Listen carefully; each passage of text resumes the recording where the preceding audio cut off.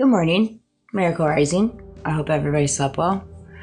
Um, I went to the movies last night with my girlfriend. We went to dinner. We saw the new Avatar. Whew, so good. I love the series of Avatar.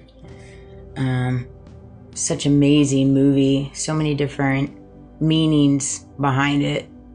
And just the digital effects and the acting and the green screen. I mean, there's just so many different things. It takes you to a whole nother world, really. And I thought it was, I don't want to give it away, but it just goes to show you what happens, what people will do to take spirit and peace away from a world, really. And you can take that, spin it, and run it. But essentially, without me giving it away, what human beings will do to take the essence of a home, an earth, and in different ways we're kind of living through that now. I mean, you got the monks walking and people can't even leave them alone. They're just walking for peace, and that upsets a lot of people. It's crazy to me.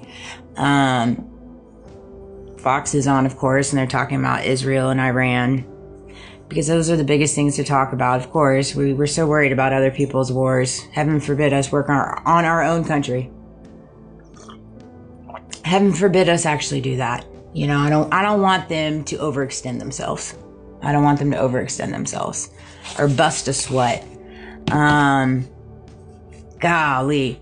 So when I got home last night, I watched I Am Coach, and he was talking about all the stuff that Candace was uncovering in reference to the Gateway program and the Y2K. And it's so crazy how much I relate to it. It's crazy because, again, I'm me. I don't want to say I'm a nobody, because I don't feel like I'm nobody. I'm definitely a somebody. And I feel that. But I'm just saying that I don't have buku bucks. I've never had buku bucks. And I've never had a huge following. I've never had the desire for limelight. Still don't have the desire for limelight. But I know without a shadow of a doubt that in different ways I've had handlers in my life. I know I have. And those that have been in my life to handle me and that were unsuccessful know it too. And it's crazy to me, because I try to wrap my head around it, and I'm like, why? But the only thing I can come up with, guys, is because I am me. I feel like I've always had a different presence about me, a different energy about me. I've never been one to really conform. I've never been one to really be controlled. I've always kind of went against the grain of things, but up until recently is when I started actually speaking out about it. And before I went against the grain of things, but I did it kind of internally. And I've always kind of moved and operated differently. And so the only thing I can think of is along those lines, because I do feel as though in the world right now that we're living through, it's going to take all of us to learn how to move and operate in your own essence, in your own spirit, in your own voice, in your own thoughts, in your own truth, in your own authenticity.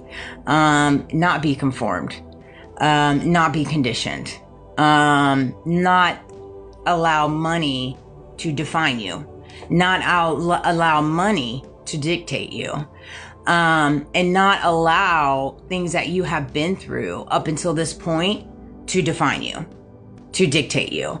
I get so exhausted of seeing all these things on my algorithm, seeing all these spiritualists, seeing all these tarot card readers and different things like that. And I'm not saying all of them, but I see a lot of them.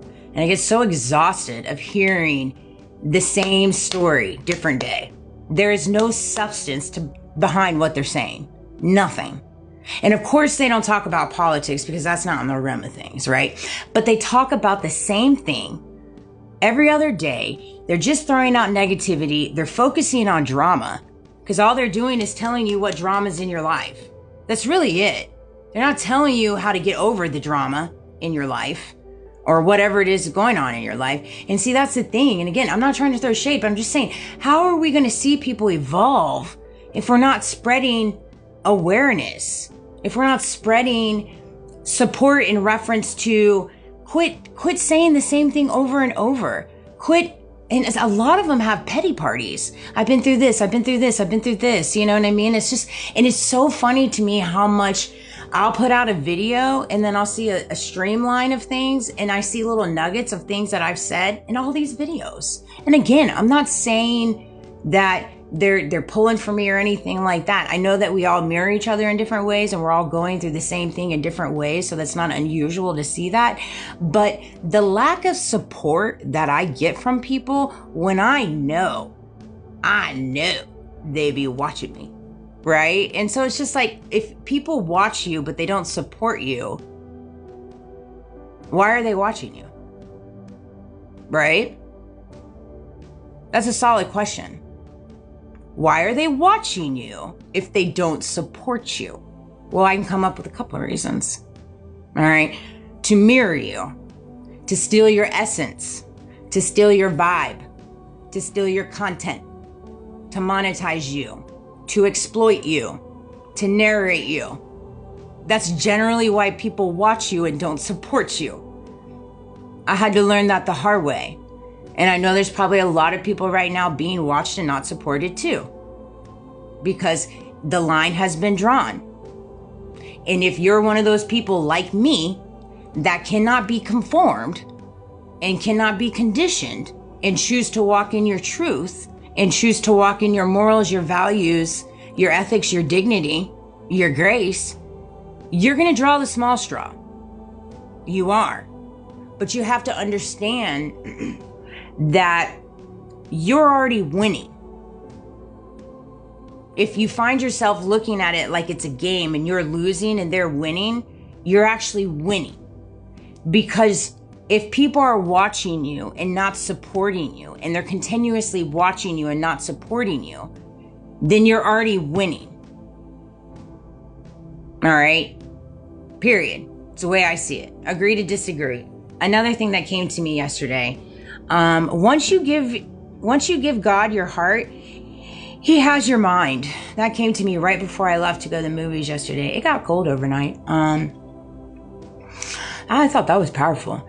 So for me personally, once I gave God my heart and Jesus and recognizing what Jesus did on the cross, Christ is king too. I know a lot of people in the spiritual community, and everybody can believe what they want, but I believe in God. I believe in what Jesus did on the cross, and I believe Christ is king.